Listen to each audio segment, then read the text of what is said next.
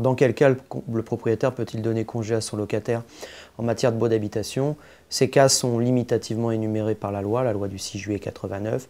En l'occurrence, ils sont au nombre de 3, reprendre le logement, vendre le logement ou pour un motif légitime et sérieux justifiant la reprise.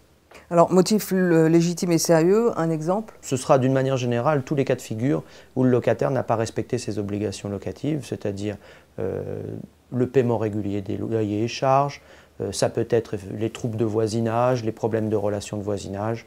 D'une manière générale, toutes les obligations qui sont les siennes au titre du contrat et qui ne seraient pas respectées. Pour le propriétaire, quelle est la procédure à respecter? Alors, le congé qui doit être donné par le propriétaire a un formalisme assez strict, puisqu'il doit forcément être donné à tout le moins par courrier recommandé avec avis de réception ou par acte d'huissier.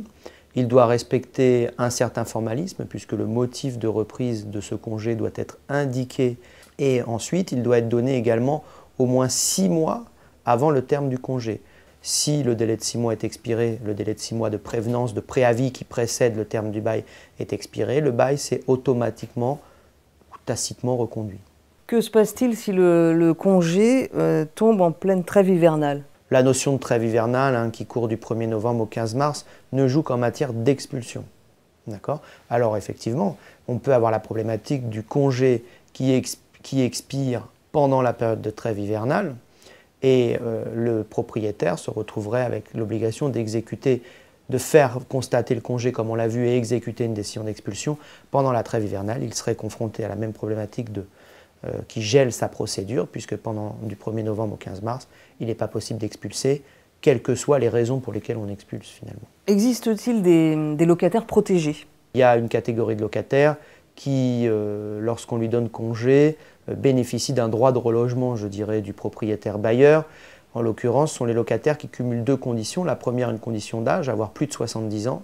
Deuxième condition cumulative, avoir des revenus annuels inférieurs à 1,5 fois le SMIC. Par contre, cette protection qui s'adresse à ces locataires âgés et à faibles ressources ne trouve pas à s'appliquer si le propriétaire lui-même bénéficie ou bien de revenus inférieurs à 1,5 fois le SMIC, ou, et là cette fois-ci c'est alternatif pour le propriétaire, qu'il est âgé de plus de 60 ans.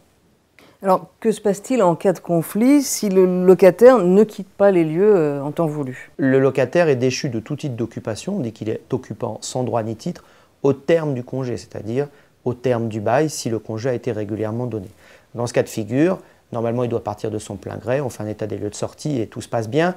Quand ça se passe mal, malheureusement le propriétaire est obligé d'entamer une procédure d'expulsion, donc de faire constater par la juridiction compétente. Une fois son congé constaté par le tribunal ordonnera l'expulsion du locataire et là doit être mise en œuvre toute la procédure d'exécution de la décision et d'expulsion.